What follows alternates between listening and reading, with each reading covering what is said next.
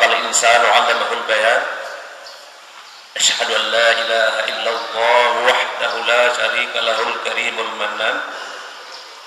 Wa asyhadu anna sayyidana Muhammadan abduhu wa rasuluh al-mab'uts bi afdalil adyan.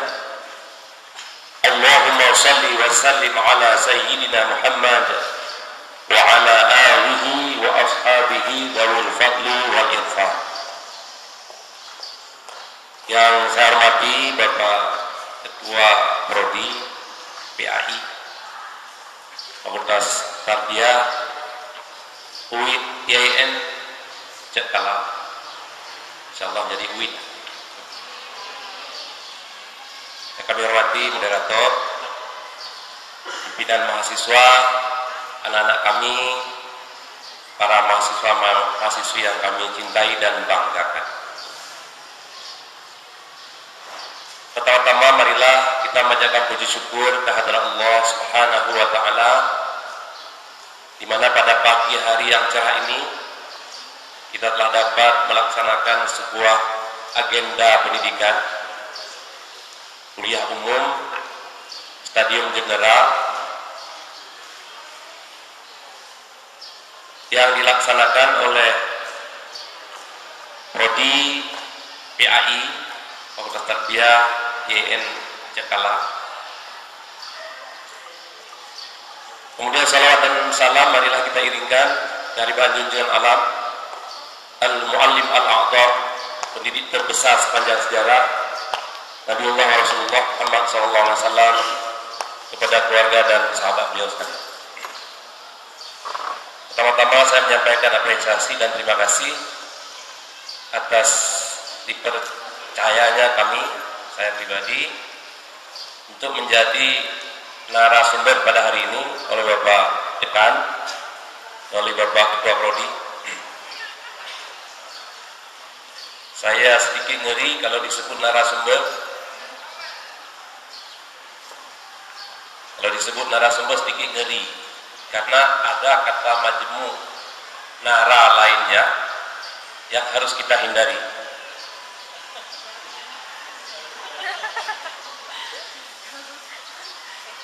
Karena nara itu manusia, sumber manusia. Narapidana juga pidana manusia. Jadi narasumber juga kalau salah bisa menjadi nara yang lain. Mudah-mudahan jangan ya. Kepada saya diminta untuk menyampaikan materi tentang psikologi PAI. Ini sebuah materi yang sangat urgen.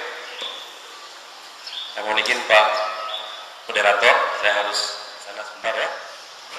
Ada seorang teman saya yang bahasa Arabnya belum begitu pas, atau mungkin disengaja. Satu kali datang kepada saya, kebetulan dia kepala sekolah, kepala madrasah, alumni PAI. Alumni PAI hebat juga, ada yang jadi kepala madrasah, dan bahkan ada yang jadi kepala SMA sekarang. Salah satunya adalah SMA Barunajaya, SMA Negeri Barunajaya Aceh Besar. Itu kepala SMA-nya adalah alumni PAI.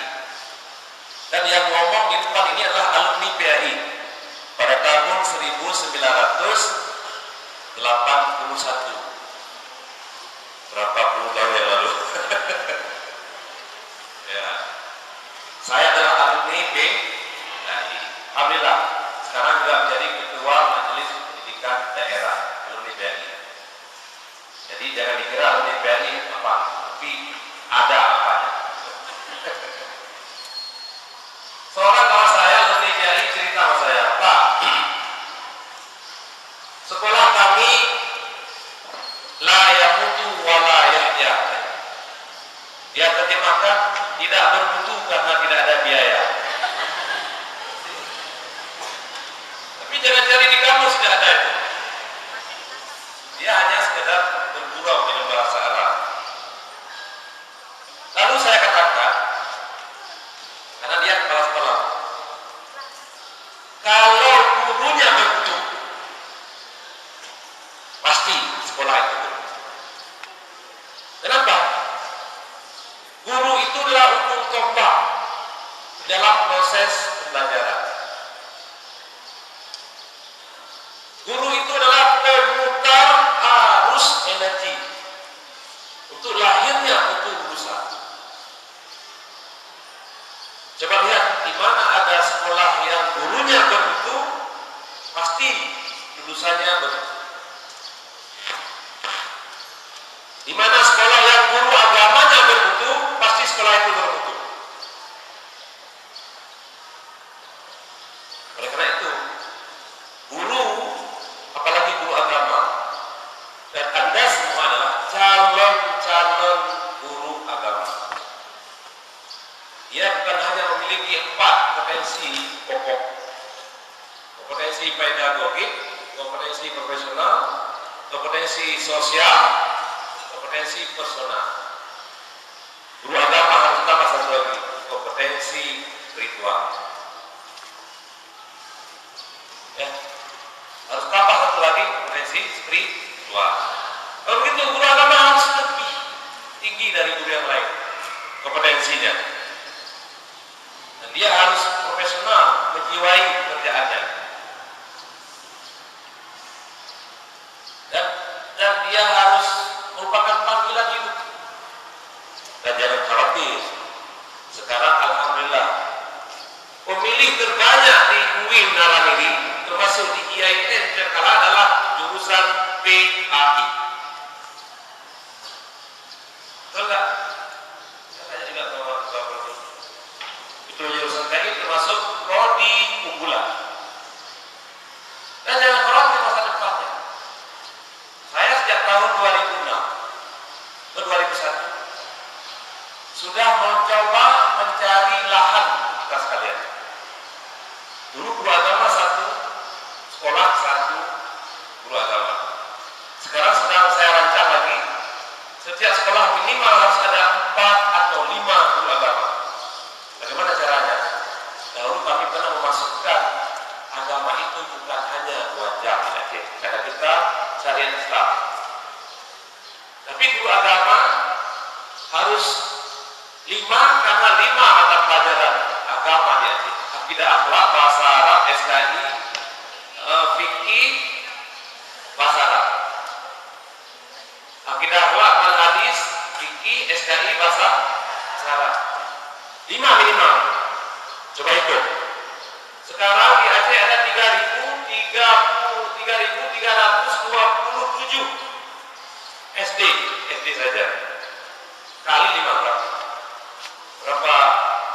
berapa ribu kita butuhkan guru agama. Sekarang baru ada 1, paling di kota ada 2, tapi di desa bahkan tidak ada guru agama. Guru agama saya berpegang guru olahraga, sehingga olahraga. Jadi jangan khawatir masa depan. Yang penting dulu Anda harus memiliki Pak sehat di masa sempurna. Sehat pertama adalah kuasai bidang kita secara mumpuni. Sehat pertama. Apa bidang kita? PAI, bagaimana kita mengajar segala macam, itu harus kita kuasai secara mumpuni dari A sampai Z. Yang kedua, kuasai filsafat yang melatari bidang kita. Yang ketiga, kuasai metodologi. Yang ketiga, kuasai metodologi. Metodologi pendidikan, metodologi pengajaran, seperti yang kita bahas hari ini. Metodologi penilaian tindakan kelas, penelitian tindakan kelas, metodologi berpikir, dan sebagainya. Metodologi yang ketiga. Yang keempat, kuasai salah satu bahasa minimal pasif. Kalau aktif lebih bagus. Bahasa Arab. Kalau kita PAI, bahasa Arab harus mahir kita. Minimal pasif. Kalau aktif lebih bagus. Kemudian yang kedua, bahasa Inggris. Minimal pasif, aktif lebih bagus. Kuasai bahasa. Sehat 4. Sehat yang kelima adalah kuasai ICT, sedikit untuk kepentingan pembelajaran. Sudah lengkap Anda. 4 sehat 5 sempurna.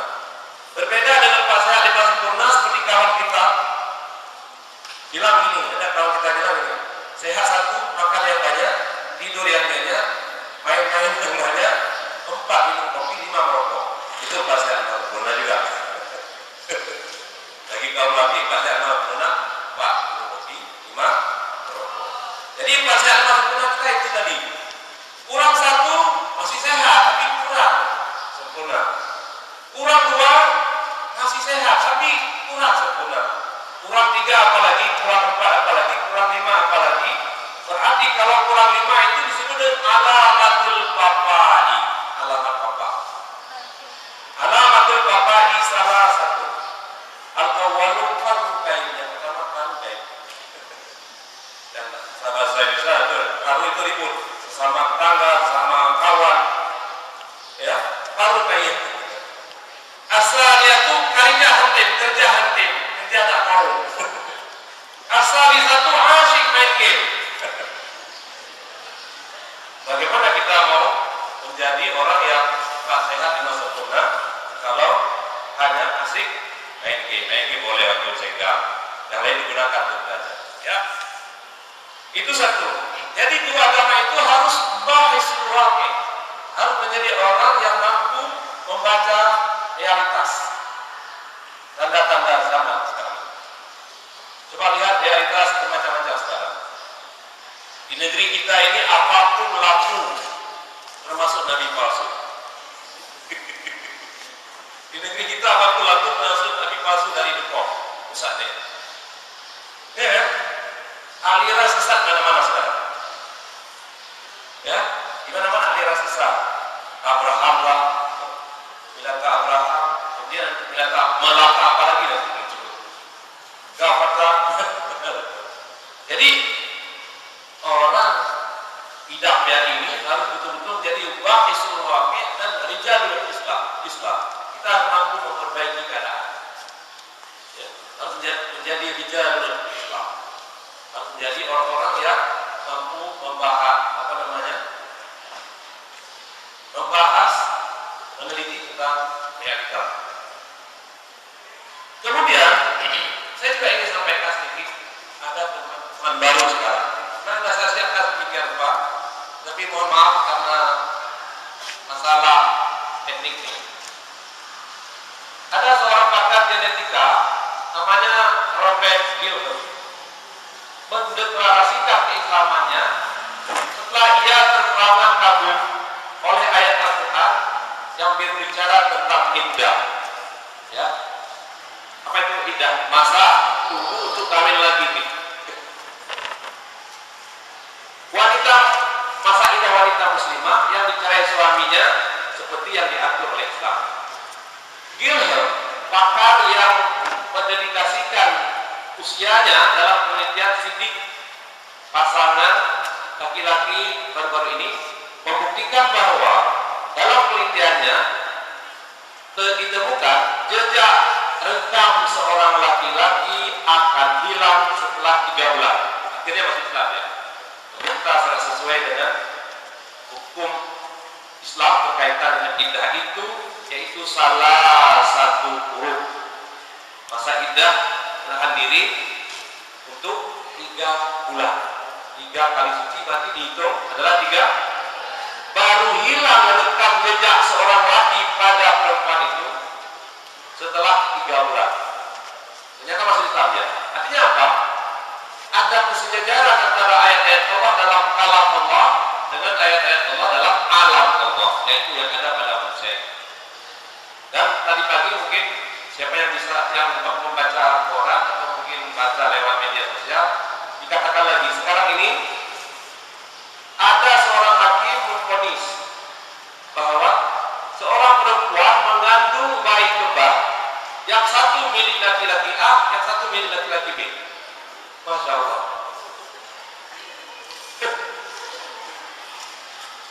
Luar biasa.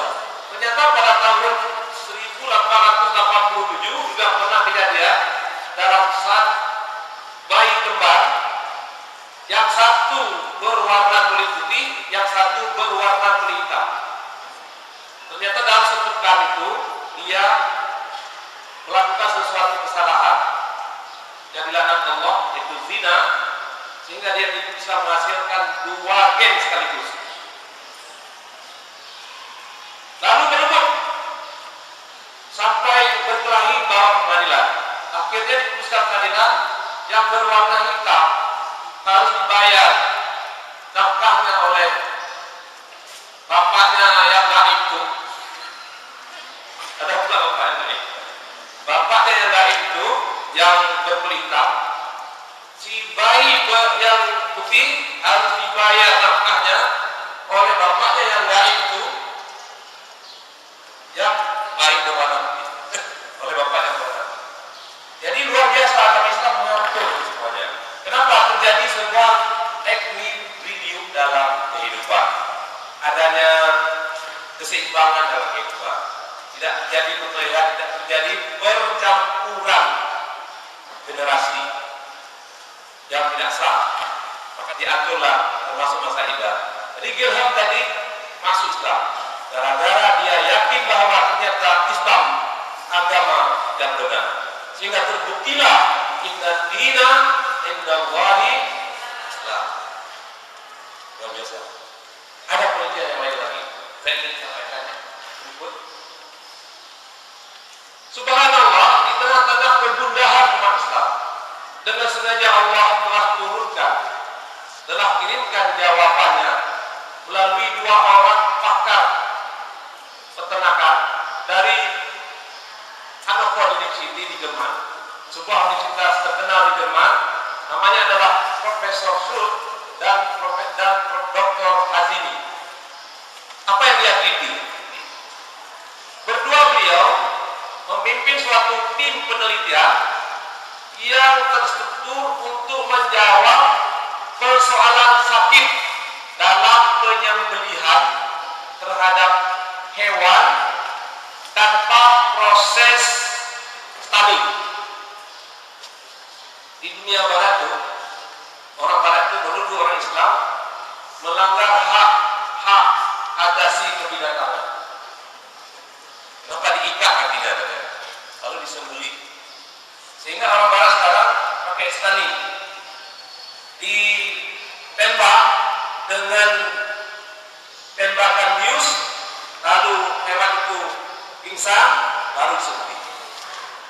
Diteliti oleh seorang pakar Schultz dan Hazimi dari Universitas Hannover Jerman. Yang teliti bahwa dia mencoba meneliti sembelihan yang dilakukan secara Islam. Disembelih 1 ekor hewan lembu saat itu, ditaruh EEG di kepalanya dan di jantung.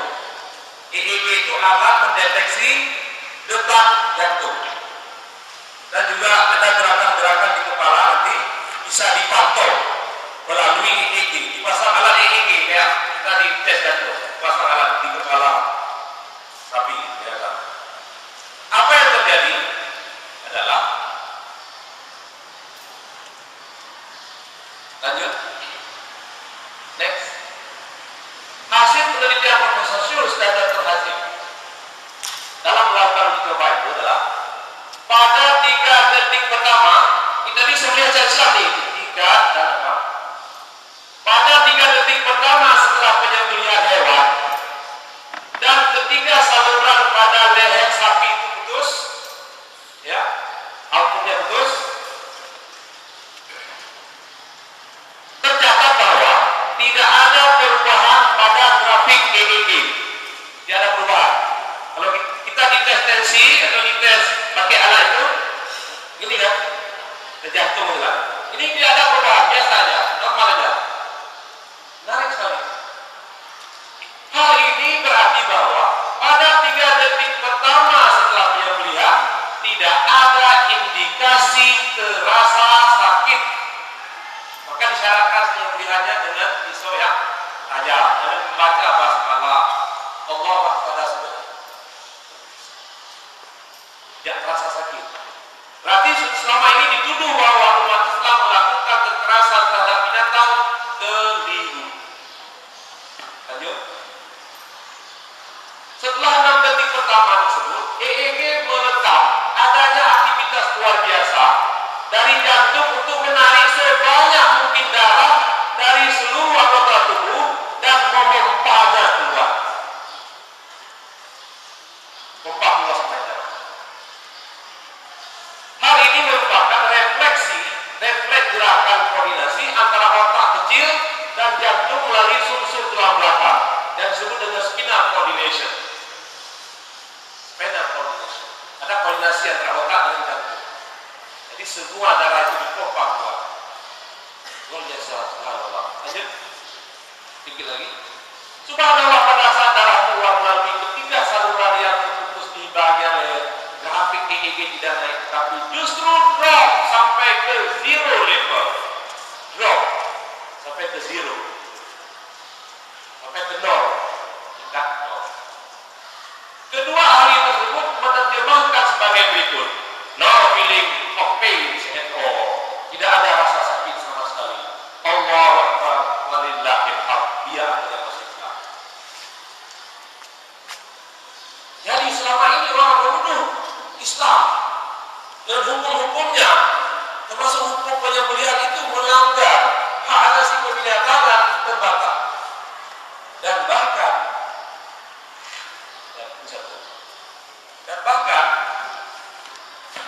perhatikan baik-baik pada saya. Kalau kita ke pasar beli daging, lagi yang digantung itu ya, ambil atau pilih yang merah. Berarti daging itu dia tidak lepas, tekan begini. Kalau darahnya masih menderak, berarti daging itu disembelih secara tidak normal. Mungkin melalui pemeriksaan, mungkin mobil sapi curian sudah keluar mati baru disembelih, karena darah tidak dipompa keluar, termasuk dari urat-urat yang ada pada daging itu. Tekan aja dulu. Kalau masih ada darah yang menderak, berarti dia penyembelihannya.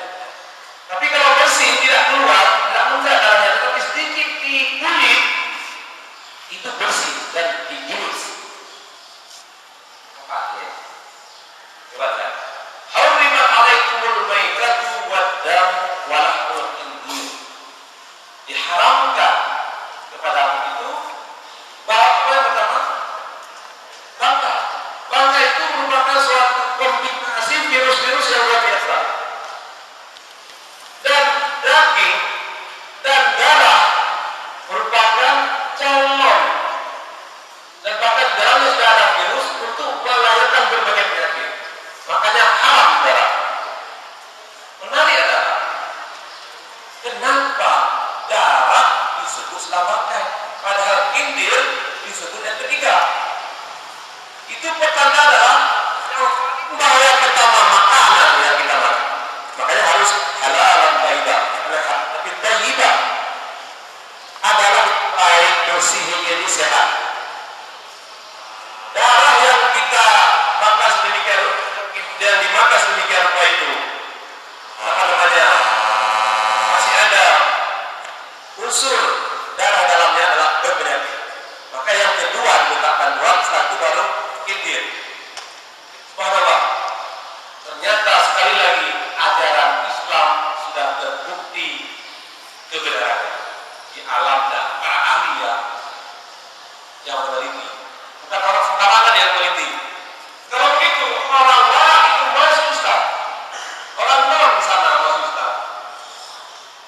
Karena otaknya penuh, perutnya penuh, hatinya kosong. Orang kita masuk ke sana, otaknya kosong, perutnya melempem, hatinya semprong. Betul tidak? Iya kan? Masa hanya satu kotak Indomie selesai masalah? Orang meneliti baru luar biasa. Makanya banyak sekali profesor yang dari Jepang, Jerman sekarang ini, bahkan di Rusia, di Amerika sekarang ini masuk Islam karena setelah mengetahui ternyata rahasia-rahasia, hikmah-hikmah yang ditetapkan, yang dikembangkan dalam Islam itu luar biasa. Tetapi bagaimana anak kita ini dengan nilai-nilai Islam yang pokok, supaya dia menjadi resisten, tidak mudah menerima berbagai paham termasuk aliran yang saya sebutkan. Oleh karena itu lanjut, tidak terang lanjut. Nah, tantangan global sekarang ini harus disampaikan. Lanjut. Nah ini anak baru lahir, suci bersih. Lanjut, tidak terang, tapi mereka sekarang sudah mulai. Anak 3 tahun sekarang sudah mampu menelusuri dunia maya. Ingat, di dunia maya itu masalah minyak dunia maya. Lanjut, seperti inilah kita inginkan. Saya gambarnya tidak terang. Saya sudah siapkan demikian rupa. Bagaimana anak yang selalu berbakti pada orang tua, dia berdoa, kaki perempuan misalnya. Terang-terang ya, kita indah sekali gambar ini. Tapi apa boleh buat? ICT kita tidak mendukung hari ini dan karena terang kita ya. Indah sekali ini. Lihat dia pakai, kalau laki pakai depan, yang perempuan pakai jilbab, kalau bahasa Inggris seperti itulah yang kita inginkan. Lanjut. Nah, coba lihat lagi. Aduh. Memang dunia global sekarang sedang roboh. Karena kita barusan berbicara mengenai dunia global. Baik, anak-anakku sekalian yang saya cintai dan banggakan. Oleh karena itu, di akhir tahun ini, di dalam kanun, maksud saya mencoba memasukkan konsep-konsep kita bahkan. Sudah kita tetapkan bahwa di Aceh, taman SD, anak-anak minimal harus mampu membaca Al-Quran dengan mahir dan mampu mengamalkan ibadah khutbah secara baik.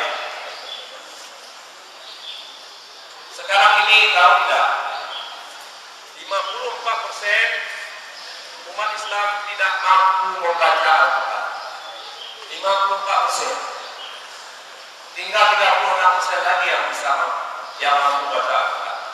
Inilah tugas kita. Berat enggak? Termasuk tugas mantan, termasuk tugas alumni BI, tugas saya, tugas Anda sekalian. Bagaimana setiap orang nanti mampu baca Al-Quran yang baik? Apa itu baik? Lancar. Kemudian fasaha, makhluk huruf, emas macam tidak ada yang salah. Itu sudah cukup.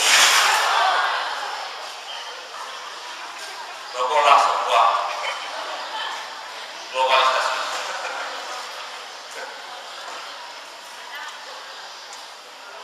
Saya pernah mendengar sebuah cerita dari orang tua di kampung. Sambil itu berdiri saya cerita. Seorang anak pulang ke kampung, sampai di kampung dibilang sama orang tuanya, nah, ini bulan Ramadan, sebentar lagi buka puasa, pergilah ke masjid. Kemudian anak ini adalah anak Pak Bilal, tahu Bilal ya? Yang menjaga masjid, ya, azan segala macam ya, Bilal. Anak Pak Bilal sebelumnya, sebelum saat itu, dia bapak juga mantan, dan anak mantan juga. Tapi kalau ada sini mantan Bilal berbangga. Tapi harus jadi anak mantan Bilal yang bagus. Sampai di masjid, kemudian sedang pengajian Al-Quran dekat mimbar. Yang mengaji adalah Bilal pada saat sekarang, pada saat itu. Ya bacalah surat sebelum Nuh wal qalami wa ma yasturun. Sebelum itu surat. Sampai habis surat itu, karena sudah nonton anak ini, anak Pak Bilal mantan tuh, ya belum lanjutkan oleh kamu ya, biasa. Dimulai dah. Cara pegang minyak udah benar gini. Cara pegang minyak. أعوذ بالله من الشيطان الرجيم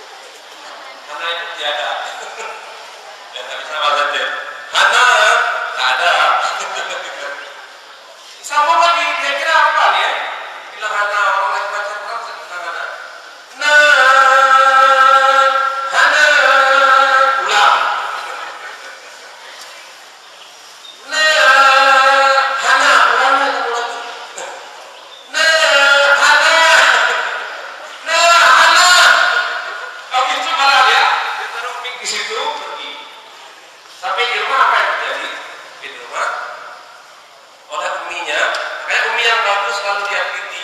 Persoalannya apa? Kenapa selalu cepat pulang? Ada kawan, parah kali ya, kafilah yang sekarang ya. Mungkin dendam dengan saya. Masa saya bikin malu di depan publik, depan masyarakat ya? Saya baca, apa yang kamu baca waktu itu? Makanya Umi yang benar, cek dulu. Jangan langsung menghakimi. Kalau Umi yang tak benar, memang sejak dulu dendam dengan ayahmu. Sekarang mau dibalas tuh anaknya, yaitu kamu. Apa yang terjadi kemudian? Jika ditanya, coba baca, apa yang kamu baca? Ini, nah apa?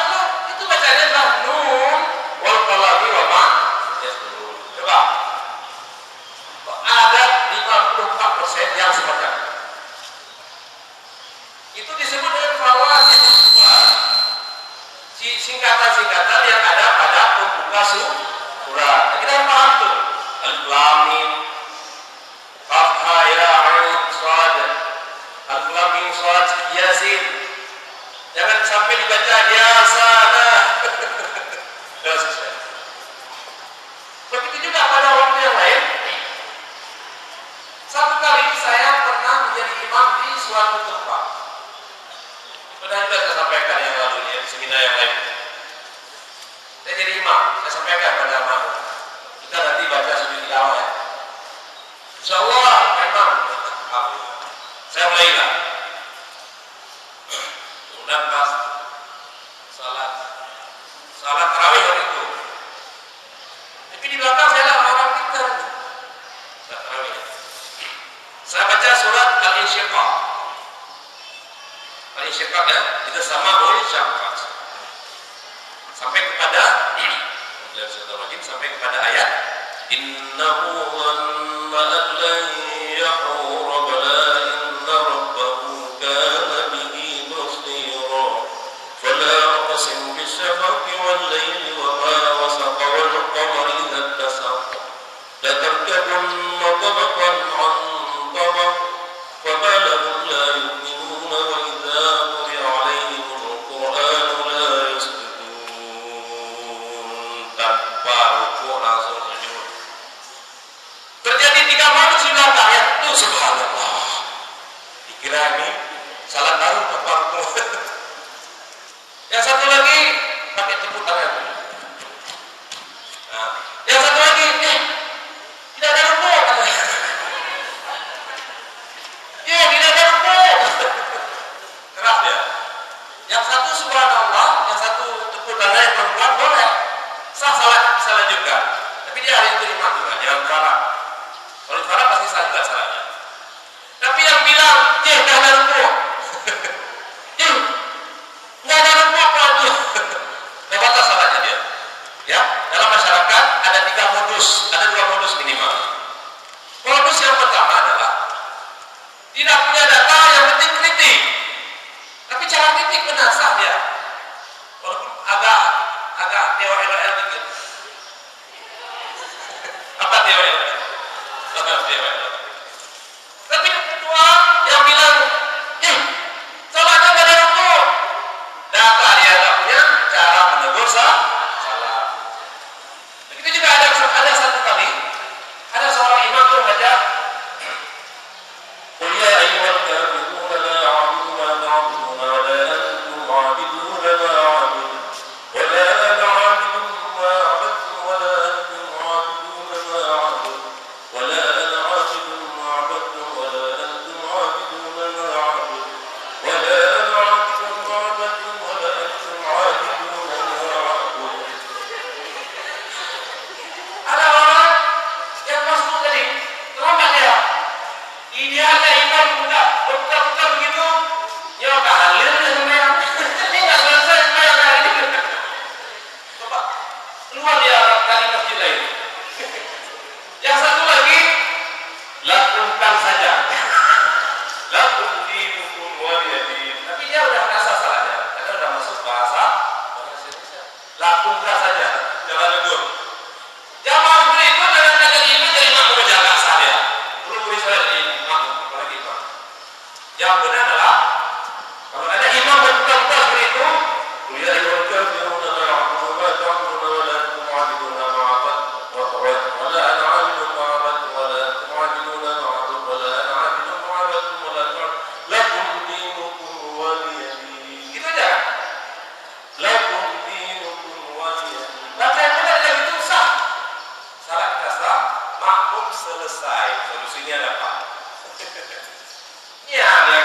nggak selesai sholat ini bukan terus. Itulah makanya kita berharap hal ini jangan terjadi lagi sebenarnya. Dan kita harus betul-betul menjadi guru yang mengintrodusir anak kita untuk menjadi seorang mukmin yang benar dalam mengamalkan akhirat. Lanjut. Baik. Ini enggak terang. Hidup adalah belajar. Al-Hayat. Al-Hasan, seorang imam Al-Hasan, ditanya tentang orang yang usianya sudah 80 tahun. Apakah ia masih pantas mencari ilmu? Ia menjawab, jika ia masih pantas untuk hidup. Itulah disebut dengan at-ta'allum ba'dal hayat, at-ta'lim ba'dal hayat, tarbiyah ba'dal hayat, lifelong education, lifelong education. Pendidikan sepanjang hayat tidak pernah berhenti, tidak pernah berhenti. Apalagi calon guru, apalagi guru tidak pernah berhenti. Tidak ada yang mantan guru. Saya pernah jadi guru di Payabatun. Tahu kok Payabatun? Coba. Mata kuliah sana. Payabatun. Saya pernah jadi guru. Tapi saya tidak pernah disebut mantan guru oleh murid saya dan oleh kawasan. Itu mantan guru saya. Salah. Kecilnya nggak ada mantan. Lurah aja nggak ada mantan. Sudah nggak ada lurah lagi. Masih mantan. Guru gitu juga tidak ada mantan. Kenapa? Guru itu adalah spiritual father, bapak spiritual bagi setiap orang. Di mana jumpa kita muliakan. Sayyidina Ali bilang, "Ana abdun mimman 'allamani harfan wahidah." Saya menjadi hamba dari orang yang mengajarkan saya walaupun satu kosakata. Ingat, kalau berkah ilmu kita. Nah, secara psikologi, kalau kita ingin belajar ilmu, apalagi ilmu agama, harus ada ittijah ila ulum, sikap pada ilmu. Makanya Zabidi bilang, la yanal al-ilma, tidak didapat ilmu itu illa bi taqdimil ilmi wa alimi, kecuali memuliakan ilmu itu dan orang yang mengajarkan ilmu. Tidak ada di dunia barat manapun sikap seperti ini. Di dunia modern manapun, sebenarnya luar biasa ilmu pendidikan Islam yang dihadirkan oleh Allah melalui Rasulnya Muhammad SAW. Luar biasa, luar biasa. Sehingga Syauqibi bilang, akrim tabibaka in aradat dawa'a wa kazal mu'allima in aradat ta'alluma. Muliakan dokter apabila Anda ingin mengambil obat darinya. Muliakan guru apabila Anda ingin mengambil ilmu darinya. Syauqibi juga bilang yang lain, lil mu'allimi wa kuntatila kadal mu'allimu ayyakuna rasul. Berdirilah dan hormati guru, karena guru hampir mendekati posisi rasul. Nah, itulah tugas kita. Bagaimana kita mendidik? Kita mendidik hanya berarti mahal saja. Maya ta'alam, maza ya ta'alam, kaifa ya ta'alam, wa kaifa ta'alimhu ba'am. Sudah cukup. Namanya Maya ta'alam, siapa yang belajar? Anak. Apa yang dia belajar? Maza ya ta'alam, apa yang dia belajar? Agama, ilmu. Bagaimana dia belajar? Kaifa ya ta'alam, bagaimana dia belajar? Kemudian kaifa nu'allimhu, bagaimana kita ajari? Itu 4 perkara aja. Di fakultas tarbiyah Nusantara itu 4 hal saja. Siapa yang belajar? Apa yang dia pelajari? Bagaimana dia belajar? Dan bagaimana kita mengajarkannya? Oleh karena itu, hal terpenting secara psikologi adalah bagaimana anak-anak itu harus kita tumbuhkan niat dalam belajar, sikap tadi, niat dalam belajar. Hari ini luar biasa saya lihat. Semua anak-anak saya memberikan wajah yang cerah. Semua saya cerah semua. Niat hadir ke majelis ini, majelis kuliah umum ini ikhlas ya. Tidak ada yang dipaksa. Luar biasa. Saya bangga. Kalau itu innamal a'malu binniyat. Niat itu dikatakan oleh seorang psikolog, ya, psikolog Muslim, dia sebut gini.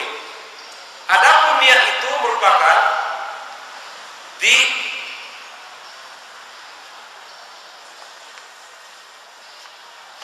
kalau baterai organizer. Baterai itu apa? Baterai yang membuat itu apa namanya? Organizer. Energizer. An-niyah di energizer of behavior. Niyah is energizer of behavior. Niat itu adalah pengalir arus energi untuk lahirnya perilaku. Betul kan? Niat merupakan arus pengalir energi untuk lahirnya perilaku. Seperti lahirnya lampu karena ada arus.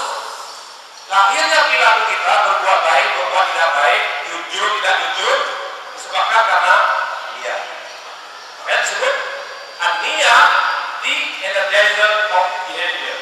Niat itu merupakan pengalir arus untuk lahirnya perilaku. Harus menjadi untuk lahirnya perilaku. Jadi kalau begitu, la budda illa bin niyah. At-ta'allum, belajar itu tidak boleh tidak harus dengan niat.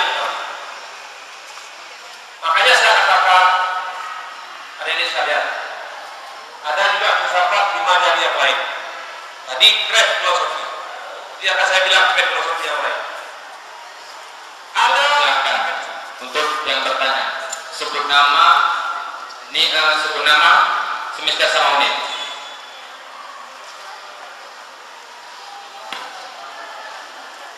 Ya.